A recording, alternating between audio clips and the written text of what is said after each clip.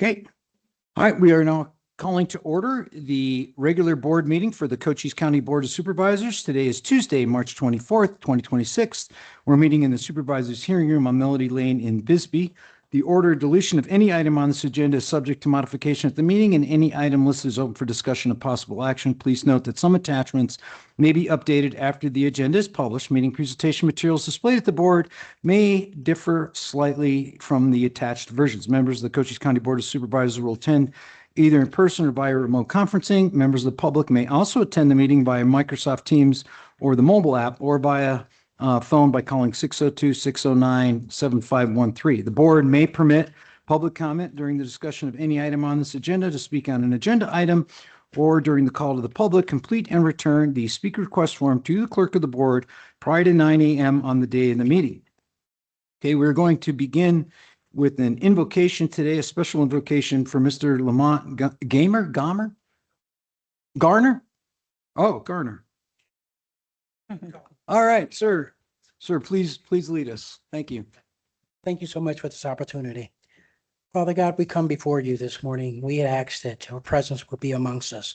We pray that you would guide our hearts, our minds, help us to speak clearly, help us to listen to your Holy Spirit that invokes just an interaction with kindness and courtesy and respect, Lord. I pray that we keep in mind that we're making some decisions that can make and affect many lives. I pray that you would provide us with wisdom and trust. I pray that you help us, Lord, to have a sense of where other people are coming from and their perspective. I pray that you would guide us, not only here today, but in all things that we do. I pray that each and every day that our lives will truly to glorify you. We ask these things, and we ask that you not only bless us, that we will be a blessing to one another. We'll lift you up and honor you in all things. It's in Jesus' precious name we pray. Amen. Amen. Just hang out 1 second. Okay. I have here a certificate of appreciation on behalf of Cochise County that I'm going to present to you, and it's for your generosity and your church's generosity in allowing the Cochise County Health Department employees to use your church parking lot while we were paving the parking lot next door for the health department and whatnot. So in support of your cooperation and your help to continue access to the essential services and reflect strong spirit of community partnership, I'd like to present this to you on behalf of Cochise County for your help with us during our. I'll take it too. Oh, you want to take it too? Sure, Oh, sure. there you go. Thank you, Tom. Thank you. There you go.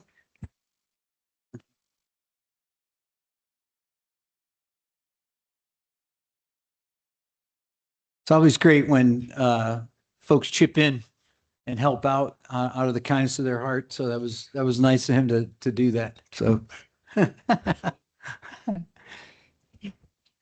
Chairman.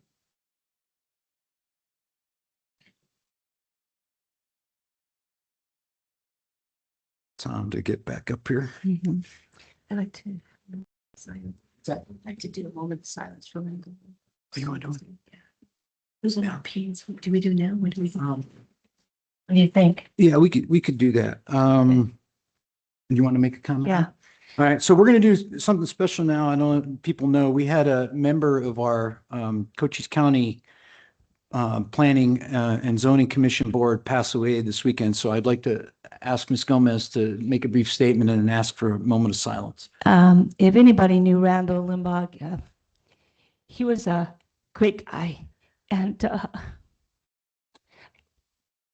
real supporter of anybody who wanted to do things right. And he was totally into making this county a better place. And it's really unfortunate what happened. There's a huge loss in losing Randall. And I'd like to ask for a moment of silence and also to make sure that people understand until the investigation is completed that we just hold our assumptions and as a rumor mill until everything's complete. Because I think things are going to come out that will explain a little bit better what happened. But this is a huge loss, I think, for Cochise County, definitely for me. So please, I ask you for a moment of silence for Randall. Moment of silence. Mr. Chair, I have further comments. Oh, for sure, a sure. moment of silence. Mr. Craig, he was actually your appointee, sir. So, Mr. Chair, when we talk about any person, especially myself, we have to talk in terms of relative degrees of imperfection. Nonetheless, there are still imperfect heroes in our midst. Planning and Zoning Commissioner Randy Limbach was one such imperfect hero. I know him, humble to the point that he would never claim the status of hero, although he would readily admit imperfection. In my opinion, my friend Randy Limbach was a hero to our county, and I will miss him very much. Thank you. And for that, we'll take a moment of silence. Thank you.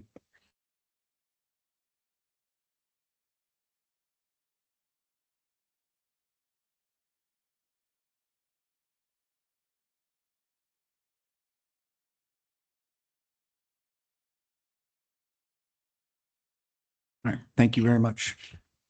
All right. Next, we will do the Pledge of Allegiance. Please join me in reciting the pledge. I pledge allegiance to the flag of the United States of America and to the republic for which it stands, one nation, under God, indivisible, with liberty and justice for all.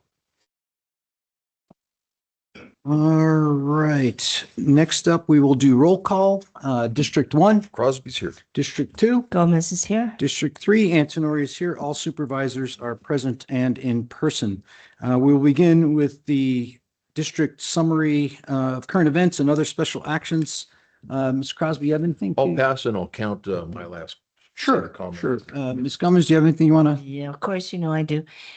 So last weekend was the first amateur boxing show in Douglas, Arizona, and it was everybody from, Hermosillo to Las Vegas. It was an incredible event, about 700 people, and that's the kind of thing we need to do because there were so many people from out of the county who got to see what a great place we have to live.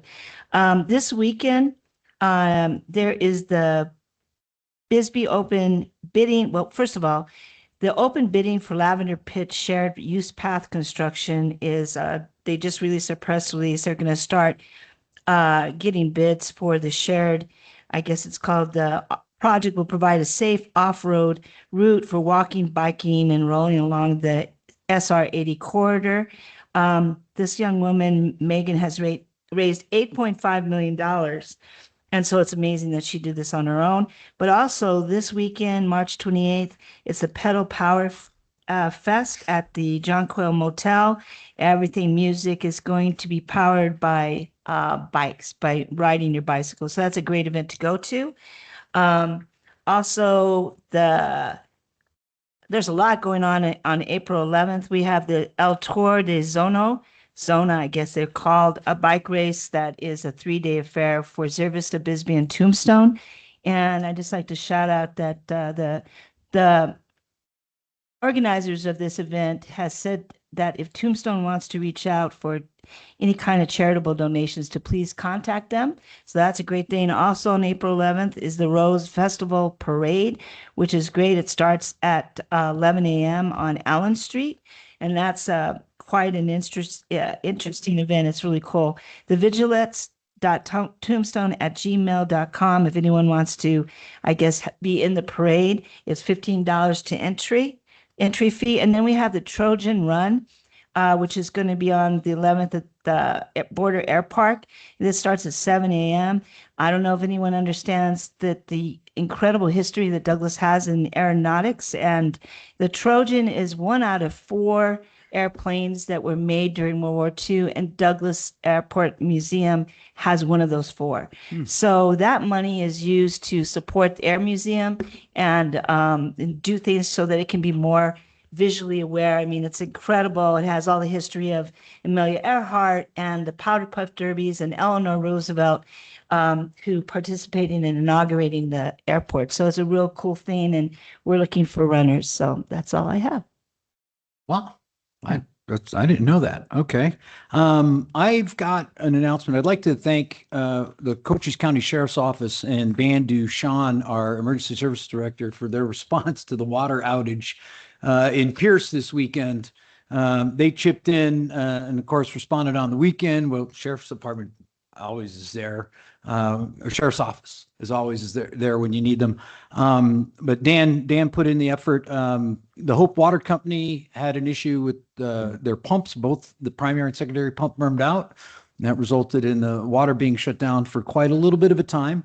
I'd also like to thank Sulphur Springs Valley Electric for donating a pallet of bottled water to help the folks out while that was there. And also Southwest Gas and Northern Cochise Cochise Hospital, who also offered to deliver water, but before they can get the water there, they got the water turned back on, so it wasn't necessary. But they did offer to provide water. So I'd like to again thank everybody for the community effort to help the folks in Pierce while they dealt with their water issue. And thanks again to our sheriff's office and to Dan, the man, for taking care of that. So that's all I have. You want to? No, sir. You didn't want to add nothing at the end? No, I said my comments Oh. that I made about Randy. Oh, about Randy. Oh, okay. Advice for my current. Okay. All right. So with that, we will now go to call to the public.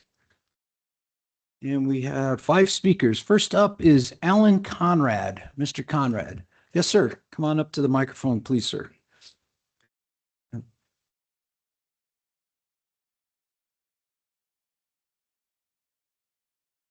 You have 3 minutes, sir. Yes, sir. Yeah. Tell me when it's done. It's time.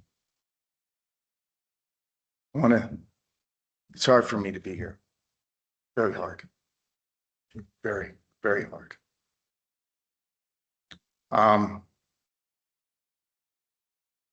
was involved in an event that is still very disturbing to me.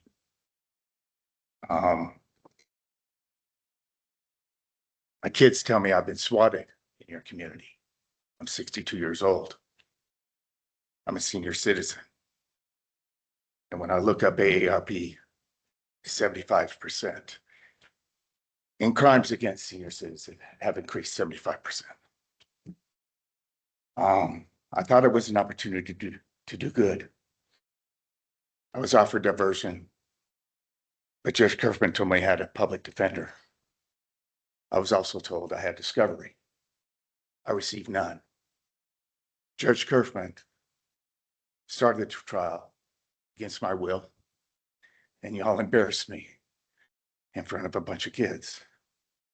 I have serious problems right now, and I'm very concerned about the discrimination and the justice I've received in your county. I thank all you all for your service, commissioners. I used to work alongside the mayor, Ron Gonzalez, San Jose, California. I was the president of the Roosevelt Park Neighborhood Association. My life has taken a turn, but my dignity, my education, and my loyalty to my flag and my country has not. This has taken great strength. Thank you for your time. I appreciate your assistance. Thank you, sir.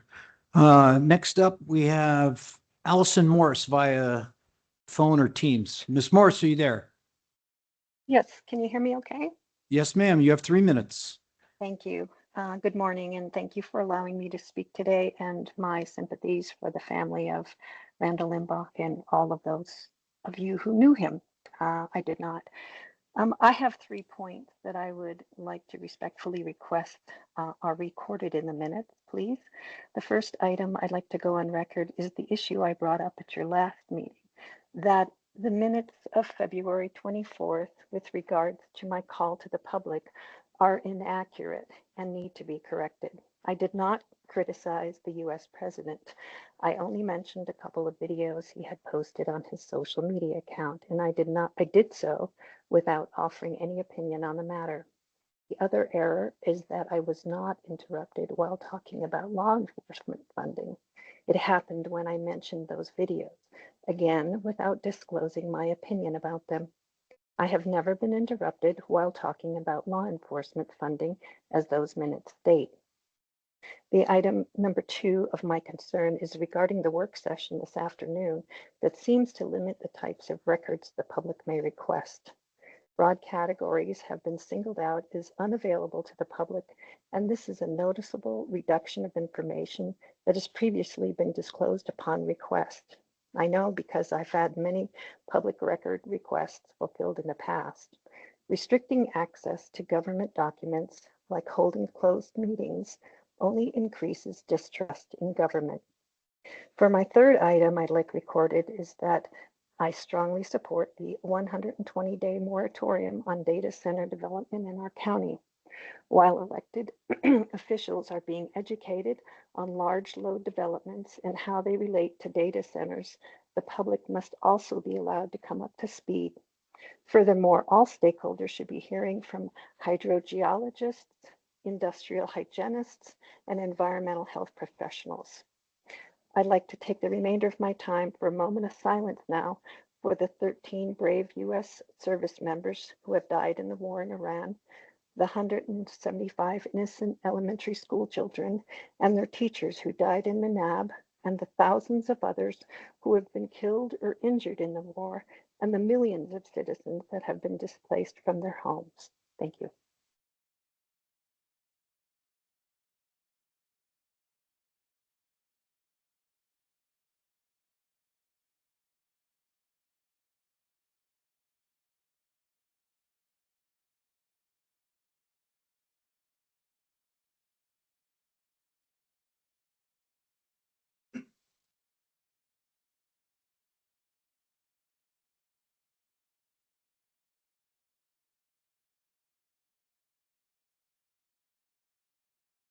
All right. Thank you, Ms. Morse. Next up, we have Dan Baker. You have 3 minutes, sir. Hello, thank you for having me. This is a formal notice of civil rights violation, unlawful exclusion, and open meeting law breach just happened yesterday. I, Dan Baker, a journalist on matters on public concerns, hereby, basically, you all had a meeting yesterday here inside of a college and wouldn't allow the public nor told the public about it. That was yesterday, March 23rd. On that date, a meeting was conducted on a public property under the facilitation of Sky Island Partners, a for-profit corporate entity. This meeting was carried out in secrecy in a matter that deliberated excluded both myself and the general public, despite having taken place at a tax-paid funded institution, supported by me and everybody here that owns land here. While I engage in lawful news gathering, I was denied access. And so I was removed by police when I was just trying to get their news gathering of your education. But the education went and talked about these projects, so that broke laws. This conduct constitutes a direct and material violation of Arizona's open meeting law.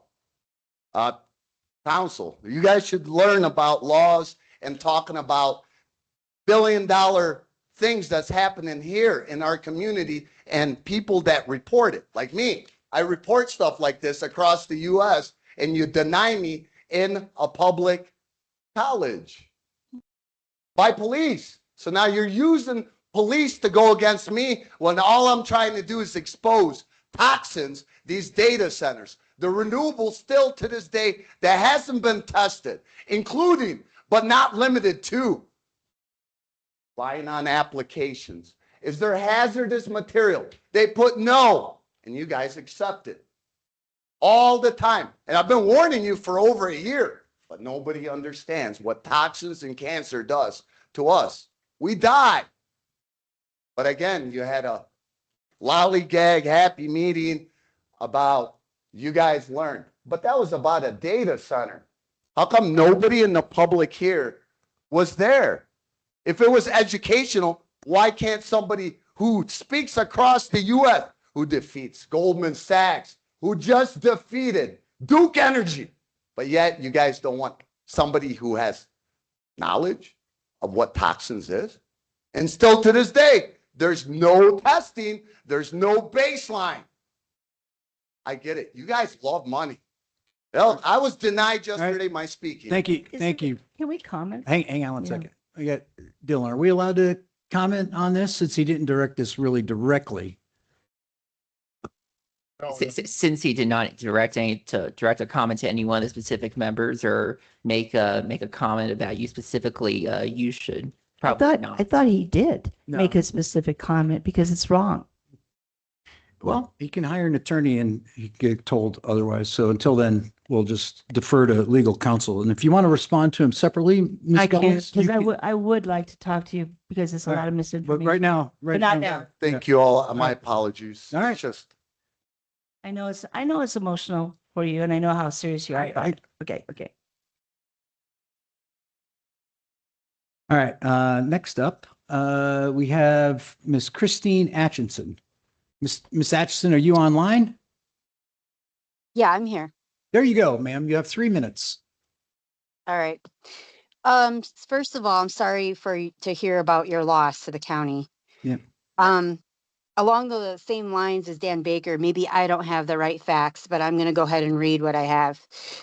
The recent actions by the county have raised serious concerns about the transparency and the public trust. When sales representatives for data center and renewable service companies were invited to present privately at Cochise County College in Benson, the public was not notified or included. The individuals were not neutral educators. We're saying education is because the lady that was throwing it has said it was educational, by the way. She said they were educating you guys, but their job is to sell projects. Excluding the community from that meeting created the appearance that only one side of that issue was allowed to be heard. So if the goal is to reduce misinformation, the public should have been invited to learn from these educators as well. Independent experts such as industrial hygienists, which was mentioned earlier, they and other professionals, they should be heard as well, and not just the representatives from these sales teams. But at the same time, planning and zoning continues to accept applications that contain verifiable inaccuracies. The Winchester 3 application is marked no hazardous materials, yet battery energy storage systems clearly contain ethanol glycol, which is a coolant the companies use. The chemical is listed as a hazardous chemical by the EPA. And based on the size of this project, Winchester 3 would store 36,000 to 86,000 pounds of ethylene glycol. And that's far above the 10,000 pound federal tier 2 reporting threshold. Despite this, the application reports 0 hazardous materials. Michelle from ADEQ, who's in charge of the tier 2, just had a meeting with the LEPC about projects that will meet this threshold. Our county has no zoning regulations for BESS, even though these systems already exist here. The county moved quickly to adopt language for data centers, but not for BESS. And without BESS specific zoning, there's no enforceable requirement for chemical disclosure, fire safety engineering, or emergency response planning. This gap allows hazardous material storage to go unreported. The chemicals that are involved in the BESS systems are lithium hexafluorophosphate, which is hard to say, and that breaks down during thermal runaway into hydrogen fluoride, phosphorus pentafluoride, and other fluorides, which are highly toxic and corrosive gases. All right, well, I guess my time is over. So thank you so much for letting me speak today. Thank you, ma'am. Mr. Chair, I had a question for our legal counsel. Yeah, Yeah. Does Cochise College have an elected board of directors? Yes, Supervisor Crosby. Okay, so Cochise College does have an elected board of directors. I thought so. Thank you, Mr. Chair. all right. Next up, we have Miss Tricia Girodet. Miss Girodet. Are you there? I'm here. Good There you are, morning. ma'am. You have 3 minutes. Thank you. Tricia Girodet in Sierra Vista. I'm speaking about this afternoon's 1 p.m. meeting on public records and public record requests. The public record request process attachment to the work session agenda was quite helpful and informative, I thought. Lays out a reasonably clear process for responding to public record requests. But I do have concerns or questions about one entry in particular in that categories table. That's regarding the check mark in the column "Do not publish" for the category emails/communications, text messages, emails of public officials, and only published if there are multiple requests. I was stunned by that. I'm curious about if this is the current operating procedure or a proposal for discussion at this afternoon's meeting. I have so many questions. I look forward to the discussions and I hope to hear some answers at that meeting. Thank you. Thank you, Ms. Giordette. Oh, okay. I thought I got that look. I was just checking. All right. So that's it for public comment. Can there be a point of order? I mean, when we're accused of an open meeting law, we can't say anything about that? No. It isn't a point of order because there's no motion on the floor. Okay, so is there discussion? Uh-huh. Nothing, because we didn't violate it. Yeah, hang on. So I don't know if you want to. It's your call. You're the lawyer. So I want to make a comment. I know she wants to make a comment. I'm Yes. just dying to make a comment here, but I don't want to. I would, Don't protect us to the point we can't have a freedom of speech. I have no comment, but if you want to finish off the comment period, you may make a very brief comment. Say brief. All right, I'll, So you go ahead. It was on the open, I mean, it was on the agenda that we were going, we were invited, we didn't have the meeting, but you continue because, you know, Right. maybe you're more. Mr. Chairman, let's not make this a discussion. okay, all right, between all right, of you. all right. So we don't want to open the door when there's nothing now. We don't want to create something because right now there is nothing. There's nothing. Everything was done legally. So Yeah, everything was, so then. can I we don't say want to create everything was out done of legally. something that was done legally, create a mistake that gets us. So can we just say everything was done legally? Okay, there Okay. you go. All right. So let's move on. We have the consent agenda items 1 through 4. Can I get a motion to approve, please? Mr. Chair, I move we approve consent agenda items 1 through 4. Second. All right. Any discussion? Hearing none. All right. The motion before the board is to approve consent agenda items 1 through 4. All those in favor say aye. Aye. Aye. Motion carries 3-0. All right. Next up, we have a public hearing. So can I get a motion to adopt agenda item number, or not to adopt, but a motion for agenda item number 5? Oh, you want to go? On board is for the. Number 5, number Number 5. five. Just, I move that we adopt resolution 26-07, granting a telecommunications franchise to Valley Telephone Cooperation LLC. Second. all right, all right. Well, now that we have the motion before the board, I will now open the public hearing. And I will go to our staff attorney, Civil Deputy Dylan Hendel to explain, please.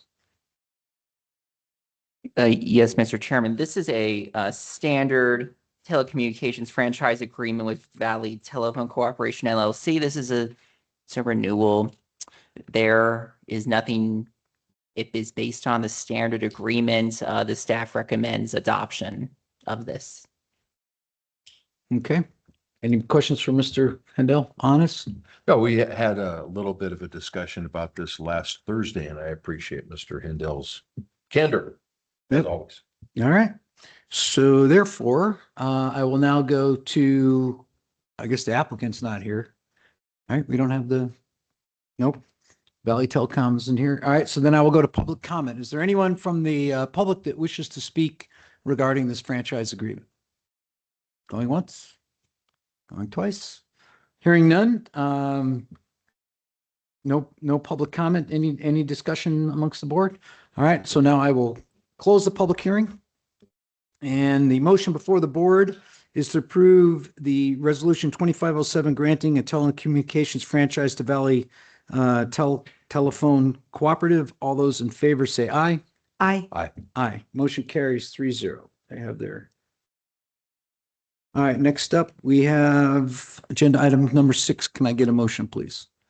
I move that we adopt zoning ordinance 26-08 to rezone tax parcel 117-02-314D, formerly tax parcels 117-02-309, 312, 313, and 314C from SR-43 Single Household Residential District, one dwelling per 43,000 square feet, to SR 174 Single Household Residential District, one dwelling per 4 acres, pursuant to the application of Michael and Susan Drugas, Supervisor District 3.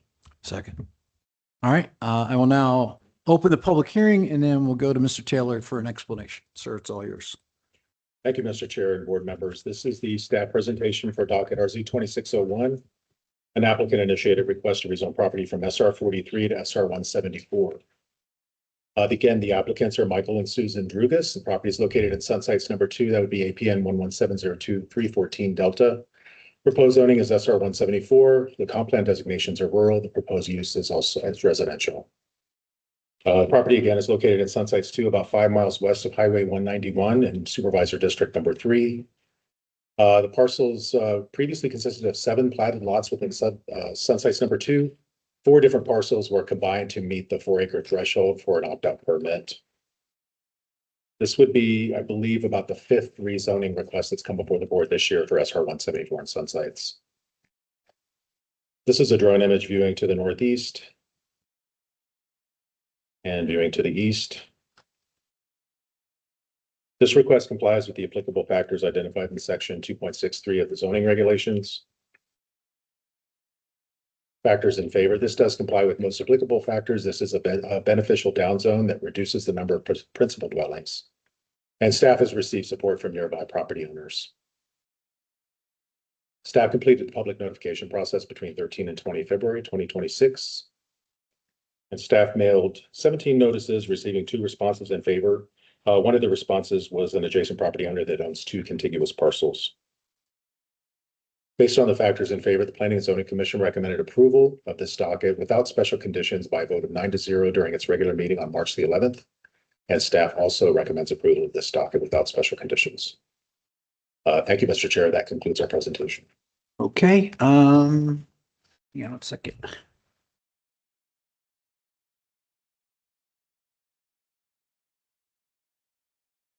So is either Mr. Michael or Susan Drugas here to comment? The property? I'm here. Oh, Yeah, I'm man, here. there you are. You have 3 minutes. Yeah, I don't know what to say. I just would like I didn't expect to speak. Sorry. Okay. Yeah, we love it here and we're just wanting to move forward with it. That's really all I have to say. Okay, that's fine. All right. Is there anyone from the public that wishes to speak regarding this action? Anyone from the public? Chairman Antonori, Ms. Girodet would like to speak. Ms. Girodet. Go ahead, ma'am. You have 3 minutes. Thank you. A question that has come up for me before and I've never been able to ask it, and hopefully staff can answer it reasonably quickly. The difference between SR 174 and RU4, both of them requiring or having a parcel of 4 acres on which you put a home. Thank you. Mr. Chair, board members, the easiest distinction to make between the two is RU4 allows manufactured housing. SR 174 does not. All right, we had this discussion before to protect the what was a subdivision, planned subdivision. At the time, several people in that community built single-family homes, stick-built style homes, and they want to preserve that theme throughout the area. So they didn't want to put it RU4 and have a bunch of mobile homes come in next to their stick-built, traditional built house. So we made a special zoning provision for that area because it's such a problem area, because we had so many tax parcels that people weren't paying the taxes on, and a lot of folks have decided to buy several of those tax liens and pull those parcels together to form one parcel. And that's exactly what's happened here. So in order to accommodate for the larger parcel, we made a special provision in that, only in that specific area to allow the conditions for not adjoining structures, help me, auxiliary structures, or what was it? Yes, sir. Accessory structure. Accessory structures, that's the word I was, accessory structures to be placed first in order to facilitate people to put equipment and building materials in those and then build the house. But they are required to build a home, a non-mobile, non-single wide, non-trailer house. And that was the provision that we made for that. And that's the distinction here in this case, whereas RU4, they could put mobile homes and double wides and other things on that property, which they can't do in this case. So I hope that helps Ms. Giordette out. Do you have a comment, Mr. I Crosby? was just going to ask, I mean, I think that probably everything that you said was right. I was wondering if Mr. Taylor had anything else to add to Mr. Antonori's comments with regard to the changes that we made last year that applied to other issues and similar properties in this area. Did you have anything to add? Mr. Chair, Supervisor Crosby, in addition to allowing accessory structures prior to the principal dwelling, accessory structures can also exceed the size of the principal dwelling. That was the focus of our text amendment back in 2025. Okay. Thank you very much. And the reason here is what we're trying to do is we have so many, if anybody wants to go look on the county treasurer's website and see, there are literally hundreds of parcels out there that are behind or have not paid their property taxes. So what we're trying to encourage is people like the applicant here to purchase those parcels and pay the back taxes on them, put them back on the tax rolls, and then allow them to combine them into a larger parcel so they can build a nice little American dream out there. Their little dream home and have live their desires out there. And that helps everybody. That helps people live the American dream and helps get these parcels back on the tax rolls to help fund the services for the folks in this county. So that's it. So with that, if there's no other public, I got to do one more time because Mr. Giordette spoke. Anybody else from the public that wishes to speak? Going once? Going twice? All right. Any discussion amongst the board members? No, sir.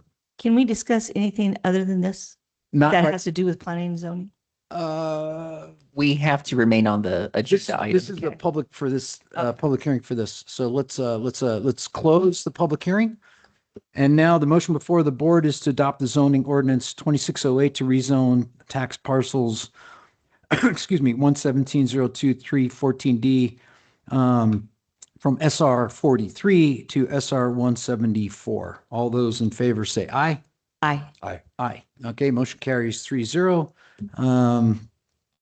Already closed the public hearing. So 3-0, we're good. Thank you, Mr. Taylor. Appreciate that. If you would like to make a comment regarding planning and zoning and we won't discuss, I'll let you just make a quick comment. I know that there's so much misinformation. Why it was important for planning and zoning to have a resolution on data centers was so that we would be able, Kate, I can't.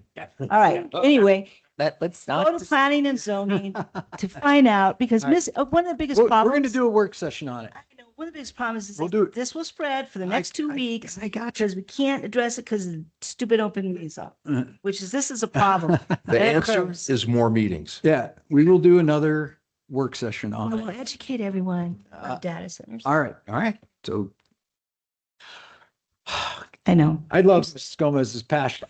I do, but we got to keep it legal. All right. Next up, I got agenda item number 7. Can I get a motion to move 7, please? Mr. Chair, I move we approve a lease agreement between Cochise County and University South Foundation on behalf of the University of Arizona Cooperative Extension for the use of a single office space at the Groth Hall, 1140 North Colombo Avenue, Sierra Vista, Arizona, in the amount of $750 per month, effective January 1st, 2026 through December 31st, 2026. Second. All right. Any discussion? Anybody need to talk to Mr. Restrepo? No, No. All right. So the motion before the board is to approve the lease agreement between Cochise County and the University South Foundation in the amount of, for a lease in the amount of $750 per month. All those in favor say aye. Aye. Aye. Aye. Motion carries 3-0. All right, next up, can I get a motion to approve agenda item number 8, please? I move that we adopt Resolution 26-08, declaring vacancies on the Sunsides Pierce Fire District Governing Board due to resignations that resulted in the loss of a quorum, and to direct staff to solicit letters of interest from qualified electors of the Sunsides-Pierce Fire District to fill the vacancies by appointment of the Cochise County Board of Supervisors until the next general election. Letters of interest will be accepted through 5 p.m. on April 3rd, 2026. Second. All right, I will then go to Ms. Lowenheim for an explanation on this one, or whatever, or Dylan, either one. And good morning, Mr. Chairman, members of the board. Item 9 is to request to adopt Resolution 2608, declaring vacancies on the Sunsites Pierce Fire District Governing Board and authorize solicitation of letters of interest to fill those vacancies. The board has received multiple resignations from the members of the Sunsites Pierce Fire District Governing Board. As a result, the district no longer has a quorum and is unable to conduct business. Under statute, when a fire district board is unable to maintain a quorum to fill its vacancies, the County Board of Supervisors is authorized to appoint qualified electors and serve until the next general election. Today's action would formally declare those vacancies and direct staff to solicit letters of interest from qualified electors within the district. If approved, letters of interest will be accepted through 5 p.m. on April 3rd. Staff will review submissions for eligibility and return to the board with an item for appointment at a future meeting. All right, for a brief explanation, there were several folks that had personal health and family issues that resulted in them having to step down from the board. They did it in close succession, so they weren't able to hold a meeting in order to appoint replacements. So since they went from 5 to 2 and they don't have a quorum, the plan here is to solicit a application from the public in the area there that's within the jurisdiction of the fire district. And then we will appoint one member to give them a quorum. And then afterwards, that board will meet and they will pick the other 2 from the community. So it's better to let them handle that. So we will pick one. So if everybody wants to email, if you're interested, you can email the board at the clerk of the board at board@cochise.az.gov. She will compile the applications and then we will bring them before us and then we will pick one of them. That does not mean that the other ones will be rejected. We will then provide those other names to the Pierce Sunsites Fire District Board after it reconvenes with its quorum, its fresh new quorum, and then they could use those to consider those additional applicants to the remaining 2 positions on the board. So that's the hope and desire of what we're going to do here. Any questions on that? Mr. Chairman, the fire chief is here if you have any questions for him as well. Okay. I don't know if, do you need to, did I not explain it good? Do you want to add anything? No, he's good. All right, he's good. So we're good. Did you have a comment, Mr. Crowe? Well, it's just that we appreciate all the volunteers that we get all over the place for all these boards and everybody, because that means that they care. Yeah, appreciate it. All right. Any other discussion? None? Okay. The motion before the board is to adopt a resolution declaring the vacancies on the Sunsites Pierce Fire District Governing Board and to request that people provide letters of interest to the clerk of the board so that the board can select a board member to be able to provide a quorum for the remaining board to select members. All those in favor say aye. Aye. Aye. Motion carries 3-0. The resolution is approved. All right, next up, we have agenda item number 9. Can I get a motion to approve, please? I move that we approve the annual work plan for Cooperative Service Agreement 26-73-04-0228-RA between Cochise County and the United States Department of Agriculture, USDA, Animal and Plant Health Inspection Service, and Wildlife Services in the amount of $63,983 effective July 1st, 2026 through June 30th, 2027. Second. All right. Commander Bradshaw, you want to, I could see you're approaching the board there. So if you want to make a comment and a brief explanation of this, that'd be great. Thank you. Morning Supervisors. This is our annual renewal of the contract with USDA for our wildlife specialist, Al Tomlinson. Oh, yeah. Yeah, so The guy with the great job. Yeah. what he does is he saves a lot of deputy and ACO time. He deals with all the wildlife, a lot of skunks, rabid coyotes, things like that. So it's a really needed function for the county. So we appreciate your approval. Couldn't agree more. Um, So any discussion? and he also deals with feral cats, right? Feral dogs mostly when they're running in packs, but I'm getting a lot of complaints. I know, about- and we had this discussion last year with Douglas, has a lot of feral cats, but Uh-huh. there's a big difference between a feral cat and a wild cat. So he does like, wildcats, bobcats, mountain bobcats. lions, things like that, but feral cats pretty much not. Okay, That's ACOs and domestic. okay, that's domestic. Yeah. But they're in the city? Yeah, they're in the, Well, that's, they're not in the city, it's actually county.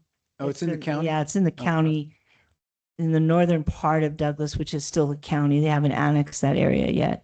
So yeah, and it's pretty bad. Okay, thank you. Yes, ma'am. Thank you, sir. It's nice to have Mr. Tomlinson with us today. Yeah. Again, it's a nice gig to have when you retire. I mean, I'm, Is that what you when want I to do? retire, I want to put my name in the hat to get that, to get that gig, because that's a cool one. All right. So the motion before the board is to approve the work plan for the Cooperative Service Agreement 2673040228-RA in the amount of $63,983. All those in favor say aye. Aye. Aye. Motion carries 3-0. All right, Mr. Thompson, go out and do great things and control those varmints. All right, can I get a motion to approve agenda item number 10, please? Mr. Chair, I move we approve a donation to the Cochise County Sheriff's Office from the Support Our Sheriffs Foundation in the amount of $390,000 to be used for public records redaction software, various facility improvements, CPR machines at the jail, and recognition badges for America's 250th birthday.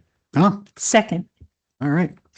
Oh, we have our newly promoted, well, you're going to be commander, right? So Yes, sir. you just haven't put the, but acting commander? Yep. Absolutely. Go for it, sir. Morning, Mr. Chair, Yeah. members of the board.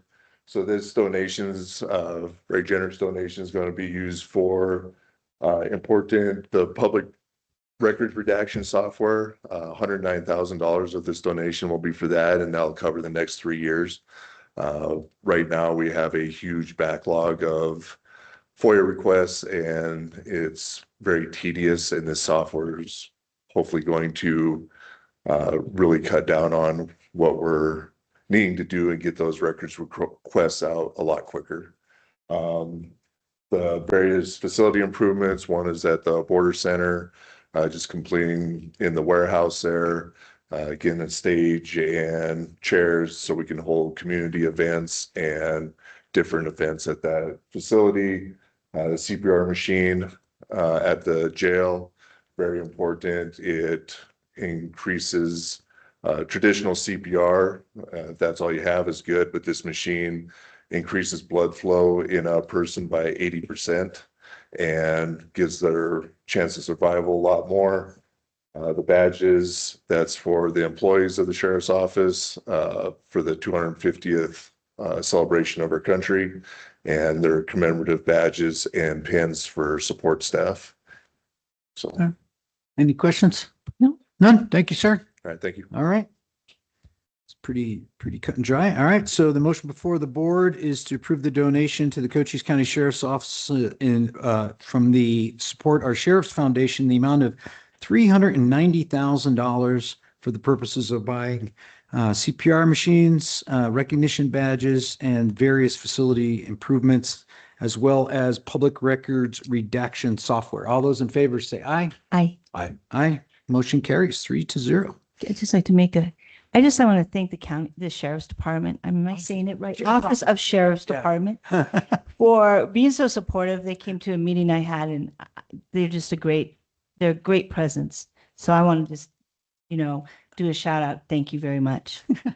It is, I'm telling you. Yeah, I just want to add the breadth of scope that the sheriff's office handles continues to amaze me, all the crazy little things besides pulling people over for speeding that the sheriff's office does. It's just unreal. And, the year on the board here, I've gotten a better idea of that office and all that's entailed there. So hats off to those guys and gals in the sheriff's office that do all the extra stuff that most people don't think the sheriff's office does. It's quite a bit of stuff. So anyways. Thank you.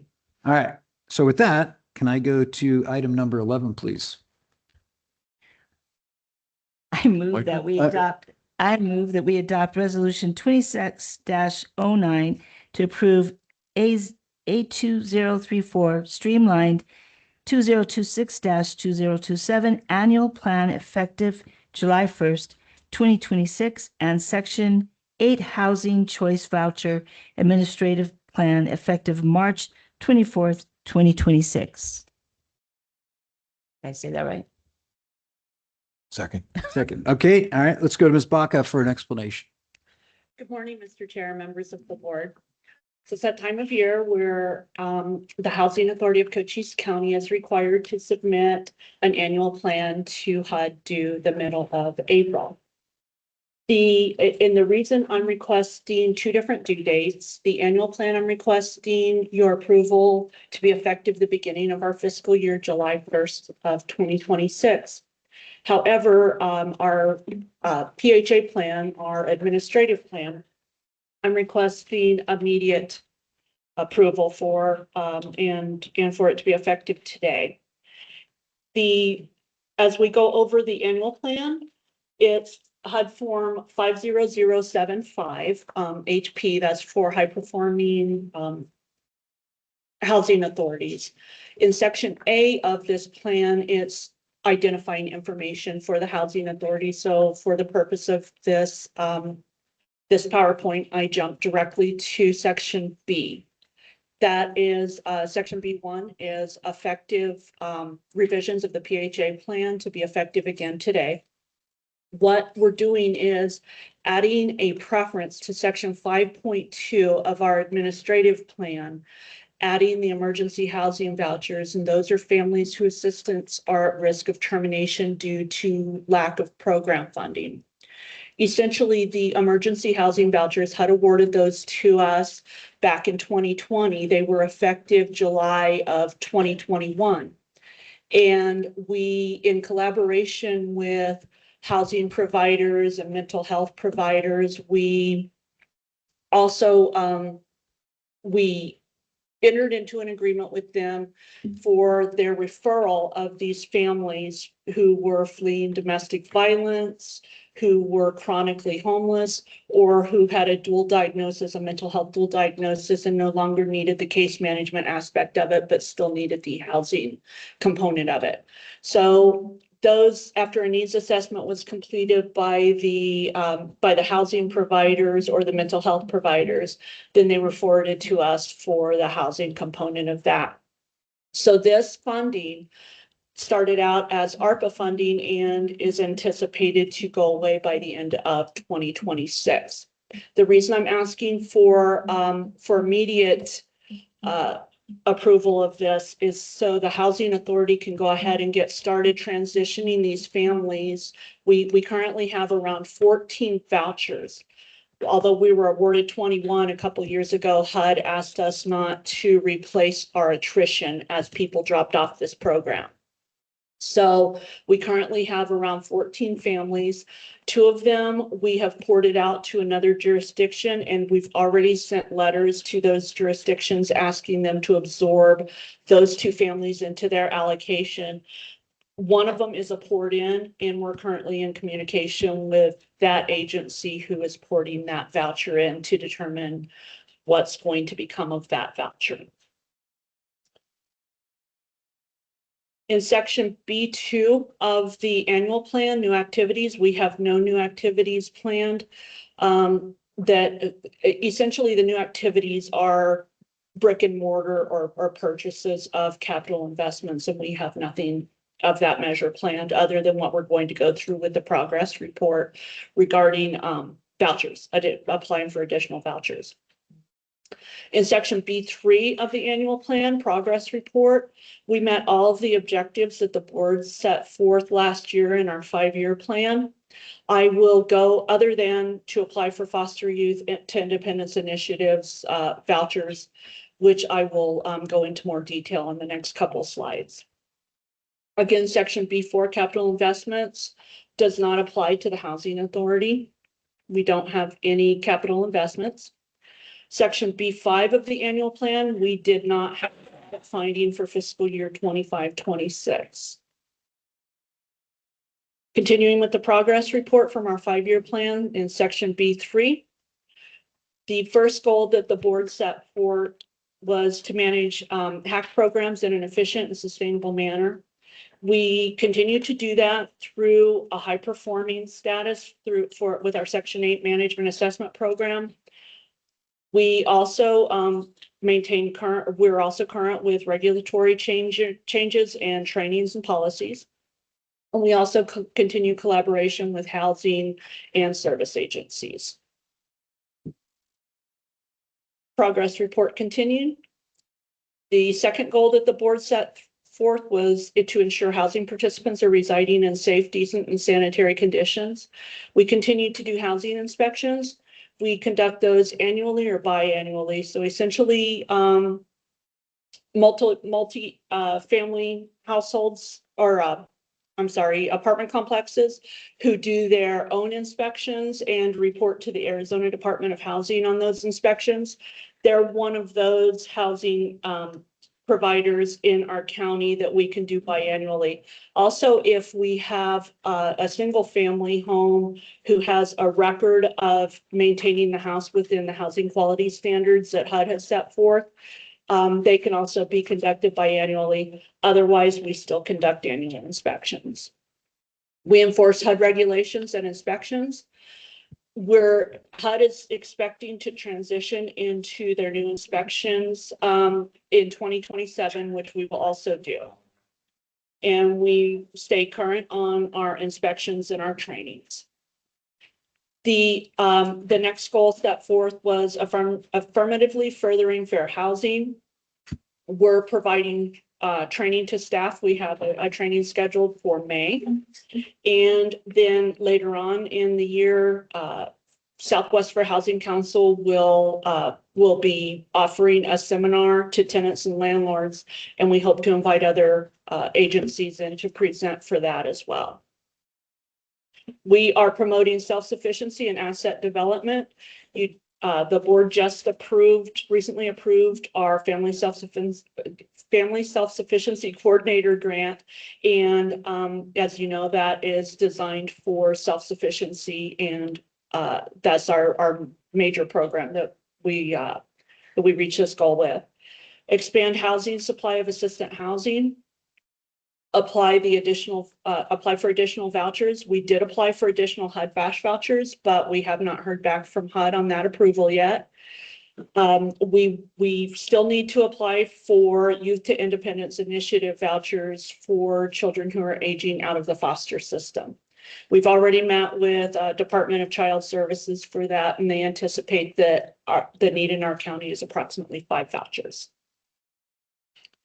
We did hold a resident advisory board. This is section C1 and C4 of our annual plan is resident advisory board comments and challenged elements.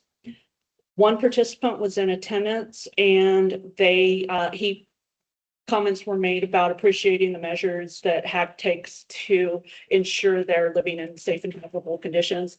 Nothing was challenged regarding adding the new preference to the administrative plan. The next two are our documents I'm requesting the board chair to sign, sections C2 and C1, certification of state and local officials that we are consistent with the consolidated plan that the Arizona Department of Housing publishes. We do so by providing lead-based paint education, housing quality standards inspections that monitors health and safety, and we participate in homeless outreach strategies. Civil rights certification Again, we provide lead-based paint education, housing quality standards, participate in homeless outreach, and of course, fair housing seminars. So this is just HUD's definition of substantial deviation and significant amendment modifications. Significant amendment modifications applies to this because change is not required by HUD sufficient to rent admissions policies or waiting list that change the administrative plan. And of course, we did so by requesting that you approve adding the EHV preference. And by the way, the EHV preference, HUD has already given us a waiver so that the families currently on the EHV program do not need to reapply. We can transition them directly to our waiting list. And that's all that I have. I'm happy to answer any questions or concerns that you might have. Ms. Crosby.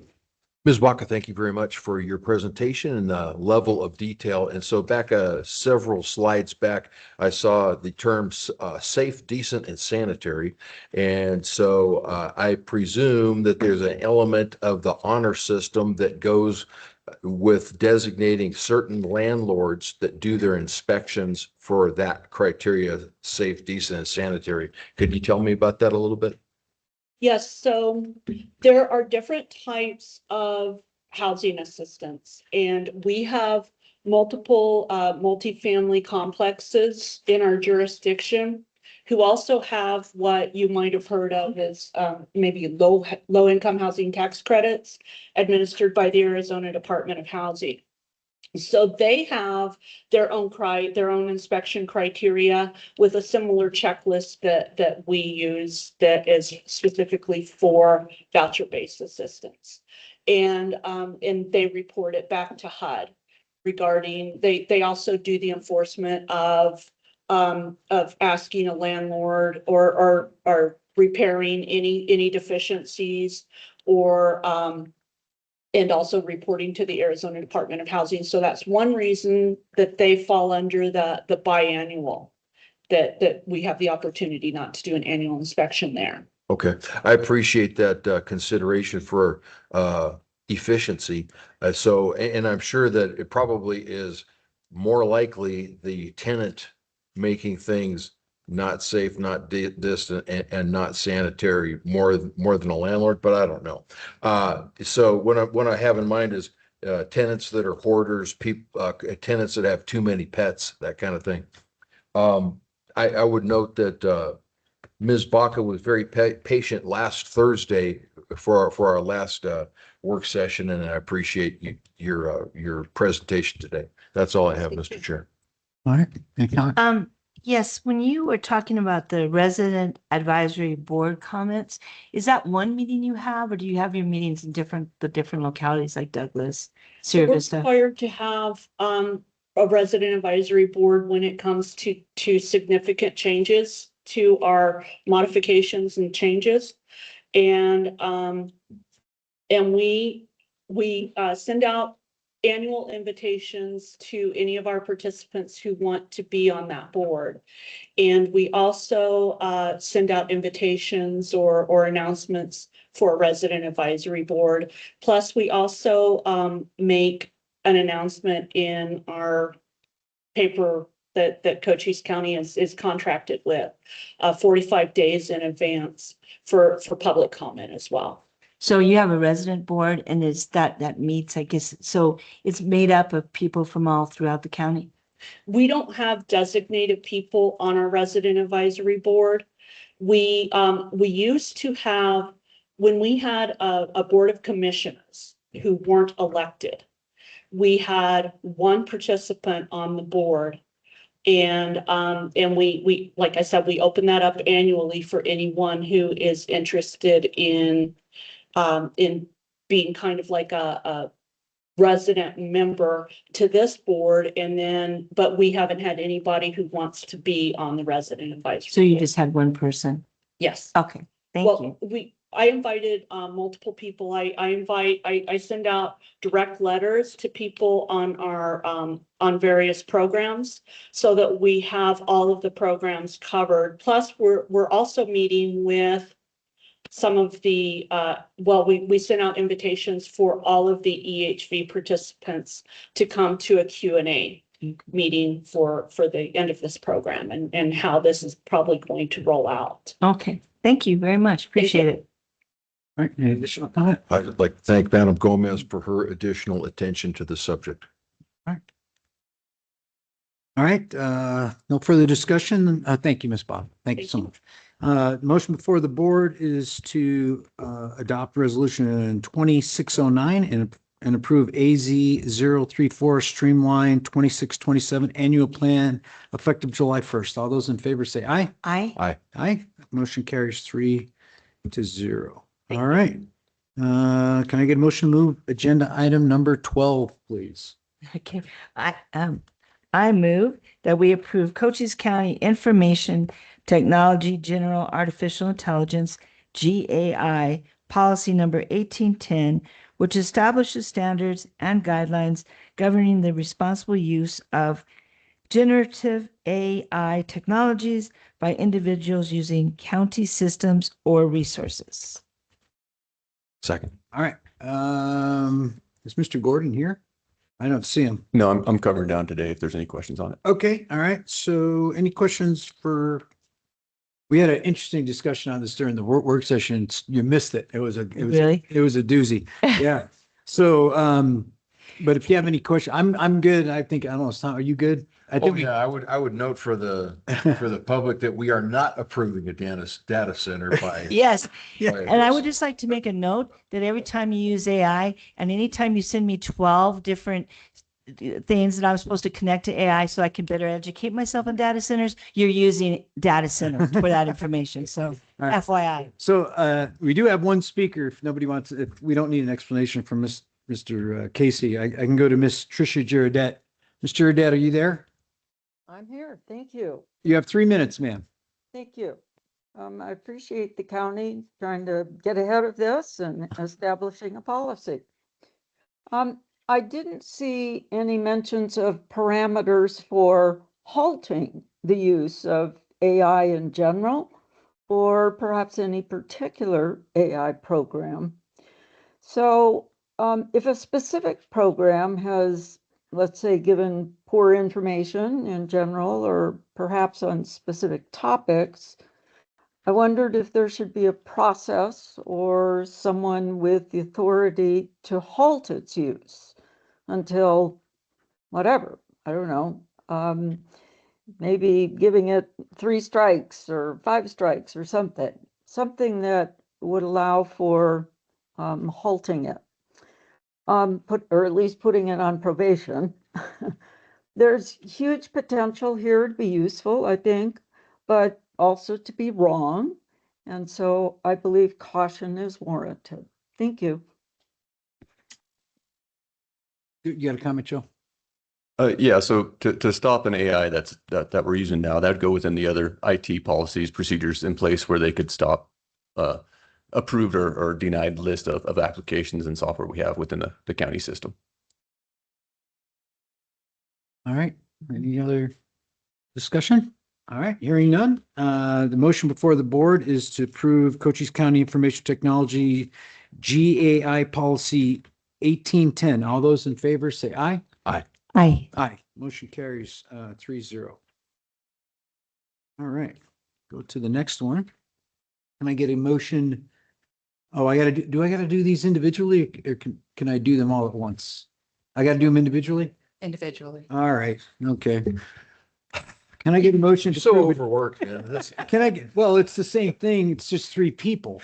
That's why I don't know why they're separate, but we'll do it separate. All right, can I get a motion to approve agenda item number 13, please? Mr. Chair, I move we approve the appointment of Cullen Scarborough to the local Workforce Investment Board effective March 24th, 2026 through June 30th, 2030. Second. All right, any discussion? None? All right, motion before the board is to approve the appointment of Cullen Scarborough to the local Workforce Investment Board. All those in favor say aye. Aye. Aye. Aye. 3-0. All right, number 14, please. I move that we approve the appointment of Desiree Galaz to the local Workforce Investment Board effective March 24th, 2026 through June 30th, 2030. Second. Any discussion? None. All right, motion before the board is to approve the appointment of Desiree Galaz to the local workforce investment board. All those in favor say aye. Aye. Aye. Aye, 3-0. Oh, I said aye too. Aye. Thanks. 3-0. Yeah, 3-0. All right, can I get number 15, please? Mr. Chair, I move we approve the appointment of Elaine Rodriguez to the local workforce investment board effective March 24th, 2026 through June 30th, 2030. Second. All right, any discussion? None. Motion before the board is to approve the appointment of Elaine Rodriguez to the local workforce investment board. All those in favor say aye. Aye. Aye. Aye. Motion carries 3-0. Okay, all right. Next up, agenda item 16, any federal or state legislation of interest? I mean, Ms. Gomez, I don't know if you want to make a comment about your discussions on the HERF thing, but Yes, I was really disappointed. I went up last week and spoke with Representative Diaz and Griffin and asking them not to go forward with this pass on the gas tax, which is going to really affect the bottom line for us in the county roads. And I don't know, maybe they've been just up for too long, but they just didn't seem to quite understand what this was going to do for county roads. They assured me that the municipalities like Douglas, and when I found out what they got a month, I was shocked because the roads are so bad in Douglas. So I need to tell them, ask them what they're using their money for. They get 158,000 a month, and you don't even have lines. But anyway, but they just didn't understand that the county, this is going to cripple us. So if this passes, I would say that Ms. Griffin would be on one of those roads I drop, or maybe you drop Mr. Crosby over there, Supervisor Crosby, because they just don't get it. yeah. And so I was really disappointed by that. And so that's kind of what my, I just begged them, but I don't think they understand how it affects us. Yeah, so it is a challenge. I spoke with them as well. I would think that they understand the problem because what they're planning on doing is offsetting the loss from the 18 cents a gallon at the pump with general fund monies based on the benchmark of the previous year, which means if you sell more gasoline, however, you are not going to get that additional funding. You're only going to get the difference between what the HERF budget was the previous year and what the deficit was from eliminating the 18 cents a gallon, which would only bring it up to what it was last year. So if they sold more gas, there would not be that additional revenue to the HERF fund. But they are claiming they are offsetting the loss with general fund revenues to bring it to the same amount that was last year. But that's also coming out of ADOT, right? Well, yeah, that was the other thing is ADOT is going to see the hit as well. And I remind everybody that 191 is a mess right now. We're trying to get 191 fixed, and that would take funds away from fixing 191. It would also affect a section of Highway 80 that runs down through Tombstone that also needs to be resurfaced. And then, of course, Interstate 10, which they're constantly fixing. So it would impact not just the county and the cities, but it would also impact the state. So it is a issue that died prior to the war in Iran because gas prices were so low at the time. Nobody cared about it. And they said, oh, this isn't worth it. So it actually died in committee. But then when the war in Iran jacked oil prices up and gas prices went up, they resurrected it as a striker to get it out of the Senate and back to the House. So it was they must have got Commander Jordy's CPR machine and resurrected it and got it back into the. Anybody who understands the legislature knows striker season. They adopt and add stuff to bills left and right to bring them back to life. So this has been brought back to life, and I know CSA is trying its best to educate everybody on this, but there's just a huge public perception that if they got an 18 cents a gallon discount, that would be some dramatic improvement. And again, half of the blame, we got to blame California. Well, that's what they were saying. California refineries. Got to blame California because unlike Southern Arizona, which gets its gas from Texas, Maricopa County gets its gas from California. And the refineries in California do a summer blend that is very expensive, thanks to Gavin Newsom. And that expensive gas blend then results in a 50 cents a gallon difference between what we pay down south and what they pay up in Maricopa County. So the mindset is that it would save residents, mostly of Maricopa County, Oh, yes. this 18 cents a gallon, but they also buy a lot of gas in Maricopa County that goes into the HERF fund. So that's the dilemma with this. And there's a chance the governor will probably veto it, but it is a risk. It is election season, and it may be under the, oh, we're trying to make things affordable mindset, save 18 cents a gallon. But it's a challenge. So we'll see what happens. But if they offset it, I would like, my proposal to them was just do it based on the gallons of gas sold, not based on the benchmark from last year. Because if they sell more gas and they're only going to backfill it, then that's the problem. But anyway. Yeah. But we may sell less gas now that gas is so expensive. It actually may work out in our favor in a weird, twisted way, because if they backfill it to last year's number and we didn't sell as much gas as last year, we could actually make more money. It's just I don't know, depends on how you want to look at it. I guess it's a weird thing, but it's a gimmick. Well, anyways. it's funny. When I kept on talking about it, they go, well, Douglas will be okay. I'm like, I don't represent Douglas. I represent the county Yeah. and all those roads that I can't fix or help or bring back to life or add. And then Siscomani got his Chiricahua National Monument converting to a national park through the House. So it's over in the Senate now. I don't know where that's going to go, but we'll see. He's going to be doing a lot of lobbying over at the Hart office building, I assume, to get some of the senators on board to approve that. And it may result in a little increase in tourism in Cochise County, because there are people that do bucket lists for the national park. So it could result in an additional uptick, but we'll see where that goes. Of course, the airports are struggling with the TSA shutdown, but now there are ICE agents at the airports checking IDs, which is interesting. So if anybody's traveling out of Tucson or Phoenix, you might see a few ICE agents working the TSA. Don't go to Atlanta. That's where I was. What's that? I went to Atlanta to visit my son. It was bad. Ah, It was terrible. I went 4 hours ahead. Bad when it was good. It was bad when it was good. So Yeah. So that's going on. So I can't think of anything else. There's just one other thing I wanted to mention, that I did ask for support for the Screwworm Distribution Center at BDI.